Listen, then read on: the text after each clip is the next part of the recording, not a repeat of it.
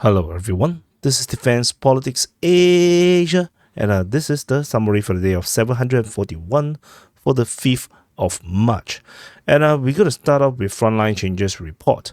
And the first Frontline Changes report is good. The first Frontline change is actually at Tonenke, at the Avdiivka Front. So there is a geolocation of Russian rocket bombardment on Ukrainian positions in the northern part of Tonenke. And with this bombardment, this confirmed that the Ukrainians actually have positions over in the northern part of Tonenke, invalidating Russian claims that they have captured the whole of Tonenke. So this actually confirms my suspicion that the Russians did not really have that much control or capture based on this thing. Of course, it may be a possibility that this video footage is belated, but tentatively it doesn't feel like it. So anyway, we will continue to monitor and see how this goes. As the Russians previously planted a flag over here, but the control of this northern part is going to be difficult because, yeah, I will talk more about it in the Sitrep. Anyway, before I go too off track. And the next frontline change is over at Krasnohorivka, over in the Donetsk Front. So just now we were here, and this is Donetsk city, and the Krasnohorivka. The Russian reports continue to claim the Russians are attacking in the southern part of Krasnohorivka, and this time round they have taken this road junction that is moving across the railway bridge, and are taken furthermore positions over in the eastern part of this southern suburb. So if we zoom in a bit, you can see that there is some kind of bridge. I'm not sure if the bridge is still not operating or no, it's still intact. So the Russians could attack from that direction based on this new advancement from the Russian report. Just to clarify, this entire advance by the Russians is undocumented or unacknowledged by the Ukrainian side. Ukrainian mapping is still this blue one. They do not think that the Russians are even there at all. So so this is a parallel universe that you need to be aware of. And the next frontline change is over just south of it, over at Georgievka or Heorhiivka. Based on the latest Russian mapping, the Russian forces have expanded control and captured most of this northern part of Heorhiivka, and they managed to link up the north and the southern forces, as well as expanding control over the few tree lines over in the northern outskirts of Heorhiivka. So the Ukrainians definitely are still holding positions along all these tree lines. So no, it's still not over yet. The Ukrainians can still definitely fight back in this region here. But this is the frontline change according to the Russians. And the next frontline change is further south of this, over at Pobjeda or Pobjeda. The Russian forces have taken these two tree lines around here in the northern part of Pobjeda, and which means that they are expanding their control in this direction towards Georgievka. So this is the first indication of Russian expansion of control around Pobjeda since the announcement of the capture on the 21st or 22nd of February. It took a long time as the Ukrainians have put tremendous pressure on the Russian forces, especially coming from the south. So the Russians have not been able to push south just yet. So instead they push north, probably to straighten out the front line. And the next front line change is further south, is over at Novomykhailivka. So a geolocation of Russian attack in this tree line so confirmed that the Russians have basically taken control along this area here, so invalidating Ukrainian claims along this area here of Novomykhailivka. So that's all from the Novomykhailivka region. And the final frontline change is over at the Zaporizhzhia Front. So Zaporizhzhia city, over at the Heorhiivka sector, over in the eastern part of Robotyne. So sorry, a bit too fast. This Robotyne, on the eastern part, there is a geolocation of FPV drones attacking Russian forces forward positions over here, and this actually corroborates Russian claims. So which means that the Ukrainian claims are now invalidated, at least for this part. along these few tree lines. There's a few tree lines around here that is definitely under Russian control, because for the Russians to reach there, they will need all these tree lines. So tentatively, we are being a bit more conservative. So we're definitely going to hold the rest of the Ukrainian front lines as per what the Ukrainians report for now. But this part is now invalidated to be under Russian control. So that's all for the frontline changes report. Major things had happened over in the southern front, particularly over at the Crimean Bridge region. Russia lost yet another Navy ship. This time around is Project 22160, Sergei Kutov.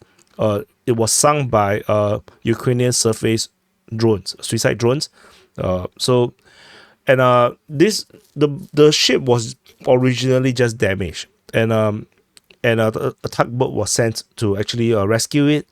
However, due to bureaucracy and the orders to tow the boat is very delayed, and then with further attacks coming towards it, eventually the ship sunk. So the ship sunk around this area here, and the Ukrainians suicide drones were attacking along this area here, and this puts a lot of questions, if you ask me, as to where the suicide drones actually come from, because this is a long way from home, to be honest, and I have my doubts as to they actually come from Odessa. Anyway, we'll talk more about it in the conclusions.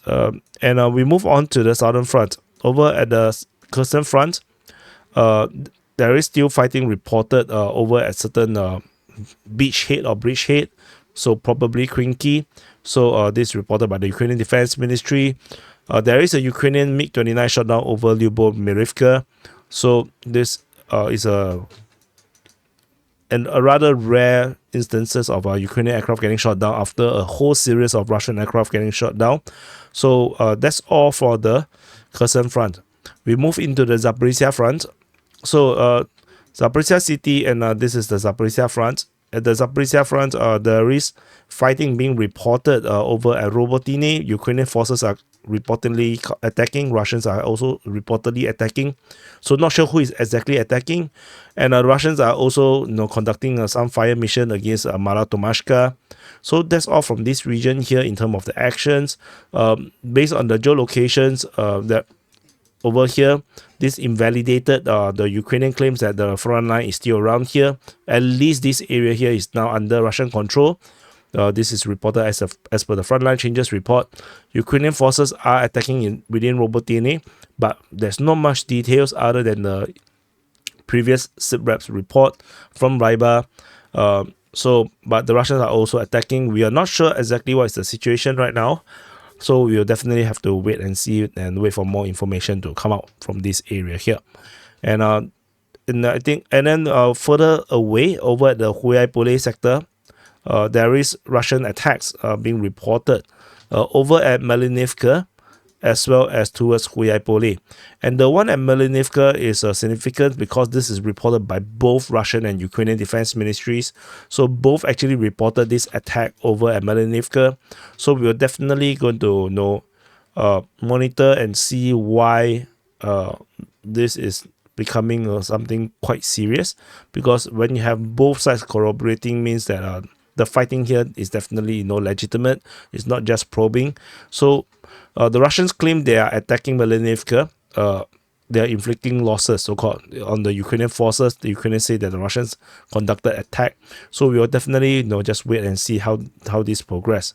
So in the strategic picture, it looks something like this: fighting towards Malinivka, towards Huaipole, Tomashka, and Robotyne, Ukrainians counterattack. So this is how it looks like. And that's all from the Zaporizhzhia Front. We move into the Donetsk Front. So at the Donetsk Front, the Russian forces are attacking Prashestivka towards Vodian. Fighting reported at Novomykhailivka, at the Pobjeda region, Heorhiivka, and south of Krasnohorivka. The Russians are on the initiative right now. There's nothing over the Velika Novosilka sector. And we will definitely have to continue to wait and see, what are all these things over here. What is it really happening? Over at the Novomykhailivka region, Russian forces continue to not make much movement within the settlement itself. Instead, they are spending their time expanding from the outskirts, probably trying to head towards this area here, and or at least cut into the rear to prevent resupply and reinforcement, forcing a Ukrainian withdrawal towards Krasnohorivka. That is a possibility. So we'll wait and see how this progress. And over the Pobjeda region, the Ukrainian forces have put a lot of pressure since the Russians captured Pobjeda, and the Russian forces have not been able to push out. They have tried multiple times heading towards the west and southwest, but have not been successful. So instead, the Russians did the most practical thing. They attacked towards the north and trying to clean up the front line, straightening it up. So if you zoom out a bit, this will allow the Russian forces to straighten the line all along the Heorhiivka all the way down to Pobjeda, and at least that will provide the Russian forces a good hammer, to hit in this direction. So this is what they are trying to do right now, probably, and not sure how strong is the Ukrainian defenses south of Heorhiivka. We will continue to wait and see how this progress.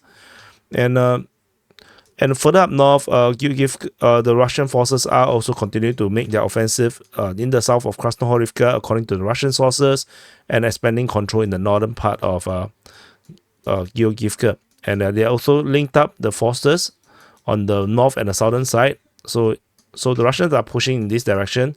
They are also pushing in the northern shore, and now they have managed to link up the two. So this will allow the Russian forces to operate even more smoothly, I would say, in this area here. So we will continue to wait and see how this progresses. And the Krasnohorivka situation, while the reports from the Russian side continue to report that they are storming the settlement, this is entirely not corroborated by the Ukrainian side. They have mentioned nothing. The front line remains to be really far away from the city. So we will continue to wait and see how this actually develops. This parallel universe is very, very unusual. Over at the Avdiivka Front, so this Avdiivka city, at the Avdiivka Front, the Russian forces continue their offensive, with fighting reported at Badaichi, towards Semenivka, Olivka, Pervomaisky, as well as Nevelsky. Ukrainian forces attack at Pervomaisky, Tonenke, Olivka, Badaichi. So this is the current strategic situation. The Russian claims of the capture is looking worse and worse, with the latest geolocation of Ukrainian forces getting hit by Russian multiple launch rocket systems over in the northern part of Tonenke, confirming that the Russians definitely did not have full control of Tonenke. So this is now getting invalidated, and I'm very unhappy with Ryba, for putting out wrong information in terms of this. So definitely the Olivka situation is probably similar, that the Russians did not really have this northwestern part of Olivka. And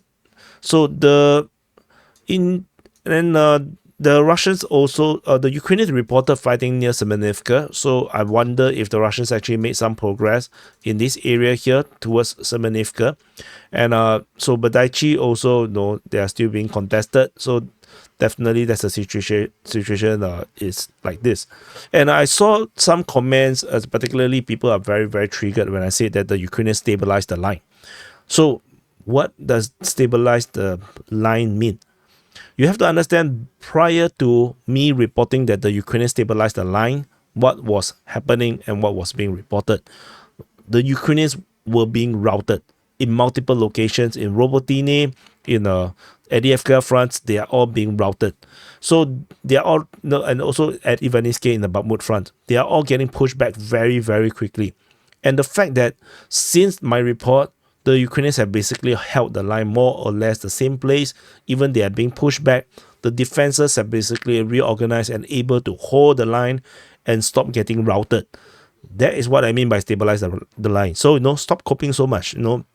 is bad for health, really bad for health. So that's all for the Avdiivka front. We move on over the New York front. The fighting, instead of being in this New York region, and Pobjeda region, is now moving northward, with fighting reported at Pivnishny as well as Sumy. So previously the fighting was at Pivnishny and New York. So the Ukrainians are definitely trying to harass the Russian forces along the New York front. We will continue to monitor and see how this progress. Reports coming out from the Russian Defense Ministry. And over at the Bakhmut front. So this is Bakhmut city and this is Bakhmut front. In the southern flank of the Bakhmut front, Russian forces are pushing out of Krasnohorivka, and particularly in the direction of Bilohora. Information coming from the Ukrainian Defense Ministry reported they actually name dropped Bilohora, and the Russians actually only mentioned Krasnohorivka, which means that the Russians are actually pushing. Whoops, I forgot to press. Pushing in the direction of Bilohora from Krasnohorivka, and the Ukrainians are counterattacking over at Klishchiivka. And we do not have much details about this situation. The Russians are not reported to be attacking at Avdiivka and Klishchiivka as per tradition.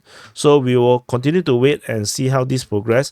I think previously they did mention about Avdiivka as well. Russian Defense Ministry on the 25th talked about Avdiivka. So the Russians definitely have some ambition about pushing, in this area here.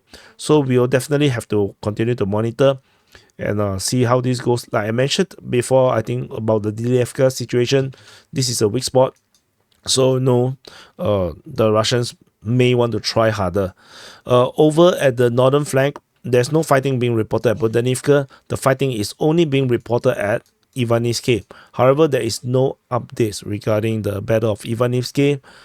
Mapping wise remains the same. Both sides basically claim more or less half of Ivanivsky is under Russian control right now. So that's all for the Bakhmut front.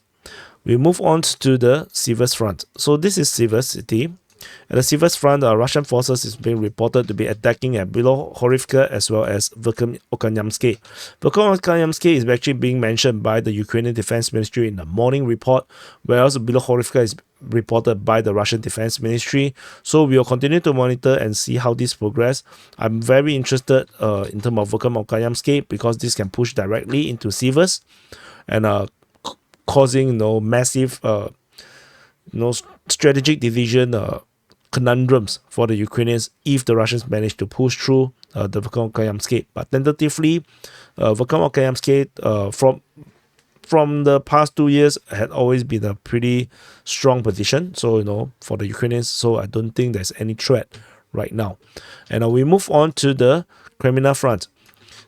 Kreminna city, and at the Kreminna Front, the usual continues with the fighting basically over at Terny and Yampolivka only.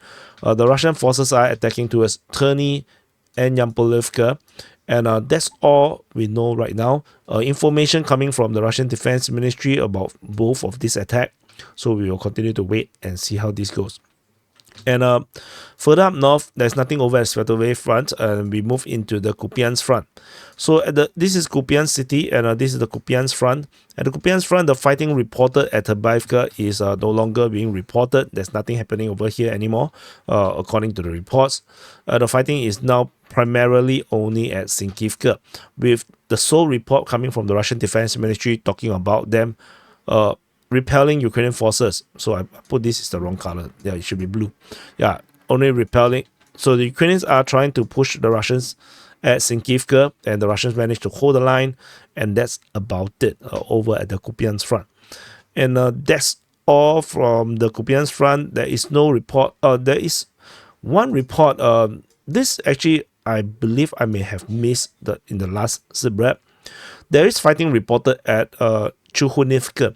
Chuhunivka is actually this border town or village next to Russia in the Kharkiv region, and this is very interesting because this is actually dropped by the Russian Defense Ministry. They mentioned Chugunovka, which is Chuhunivka in the Ukrainian. So it's not sure what was this about. So no, I'm not sure why I missed it. So anyway, that's it. This is the summary for the day of 741 for the 5th of March. And let's do some conclusions. So just some opinions of about the situation over the past 24 hours. The vessel being sunk continue to be a big problem for the Russian Navy. They still have not found a best way to deal with the drones, the surface drones, the suicide drones. And I think I wonder if it has something to do with pride, because if you look at World War One warships, World War One ships, those dreadnoughts and whatnot, they actually have cope cage, just like the Russian the current modern tanks in the front line. They actually have this wiring, netting, and fencing or whatever to prevent drone strikes. During those days, they actually have the big version of it, the same cage, but to prevent torpedo strikes. So this kind of technology actually existed before, and it's definitely usable and works. It works. So, but no, we haven't seen any cope cages on ships just yet in the modern age, particularly over in the Black Sea.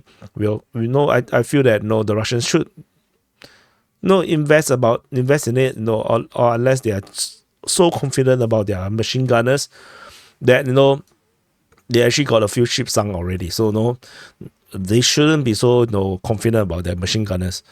And basically one ship, how many machine guns do you have? Like 2?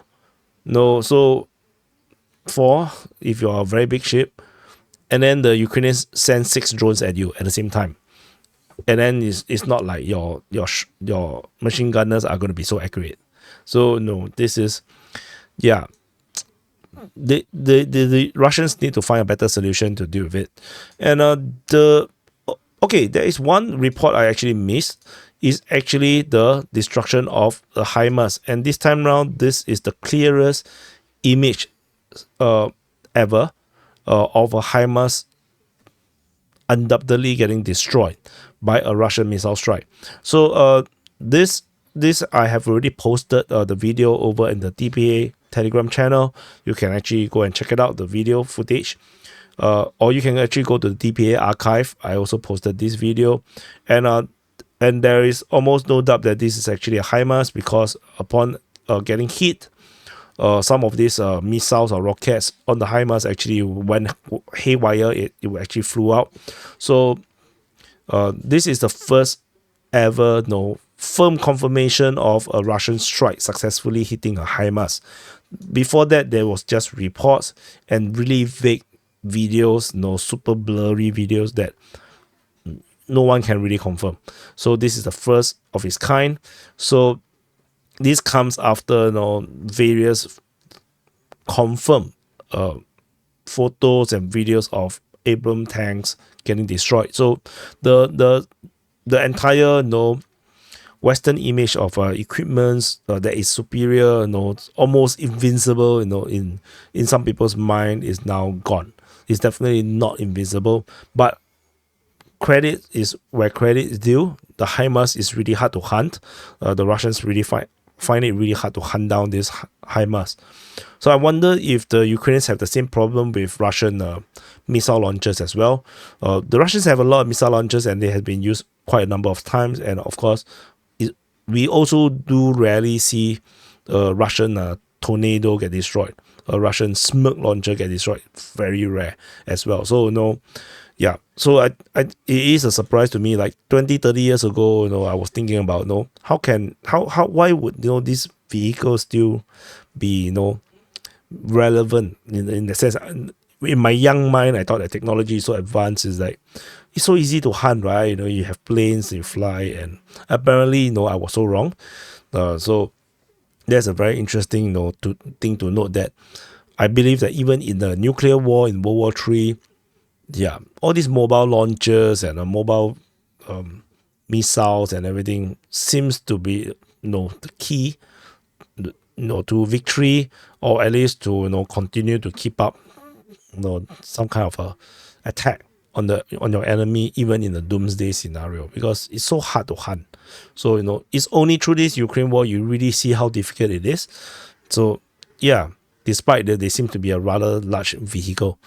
And The situation at Robotyne continues to be a mystery, but this geolocation really knows put the Ukrainian claims into a lot of dubs. But of course, we do have the similar flip side over at the Avdiivka Front, where the Russian claims are all messed up. And the over at Heorhiivka sector, I think the Melnivka situation is very interesting with both defense ministries talk about it. I would definitely something to take a look at, but I don't think this is something serious. It's just interesting that both defense ministry mentioned Melnivka. And over at the Donetsk Front, all these things I believe coming along the Pobjeda line, it's just going to be probing. I don't think the focus is there. I think the Russians are now focusing still along the Marinka sector. Definitely they are trying to link up over here, and probably attack into the rear positions. So the Russians pushing out from Pobjeda seems to be the only way they can go. So I believe the Russians will also push in this direction to link up this area here. The Krasnohorivka situation continues to be very dubious because only the Russians are talking about it. Ukrainians have not acknowledged it at all. It's really unusual. We will definitely have to wait and see this Krasnohorivka. And in terms of Novomykhailivka, yeah, like I mentioned in the Sitrep, I believe the Russians are going to make this push into the rear position. And I think this makes a lot of sense. And especially if you push through, there's already a pond over here. So this is pond around here. So there is not a lot of grounds that the Russians need to capture in order to put the entire Novomykhailivka into some kind of operational encirclement. So I think this makes sense. And this geolocation does shows the possibility of that. Avdiivka Front. Avdiivka Front, as I mentioned during the Sitrep, stabilized line means they are not getting routed anymore. No, so don't hope so much. Like I said, it's really bad for health. The Ukrainians indeed is holding the lines, and geolocations are showing that the Russians indeed did not capture all these settlements. And things are looking worse and worse, for the Russians. I mean, for Ukrainians as well, but as in the Russians are really losing this window of opportunity, and I think is effectively lost by now, which means that everything from the battles from now on, over at Badaichi, Semenivka, Olivka, Tonenke, is just gonna be a grind from now on, because the window of opportunity to really pounce on their success, on these routed Ukrainian forces, to chase them down, force them into very uncomfortable positions, to push them out of possible better defensive positions, is gone. It's just entirely gone. So instead, what we do now have is the Ukrainians managed to actually re-establish this so-called first line or second line of defense after the fall of Avdiivka city, and I think the Ukrainians may actually succeed in able to hold this position. But of course, there is rumors, or just people's opinion, I guess, that the Ukrainians are throwing whatever they have at this front line, which is why there is this result. But these are the best that there is left. And if this is all destroyed, then they might have nothing after that. But that is just rumors, so don't bet on it. And I think there's nothing else to talk about because there's no really change in this area here. And yeah, the rest I think I more or less have covered in the Sitrep. So that's it. This is the conclusions. And thank you for watching. Do press the like button, subscribe. I'll see you guys in the next update.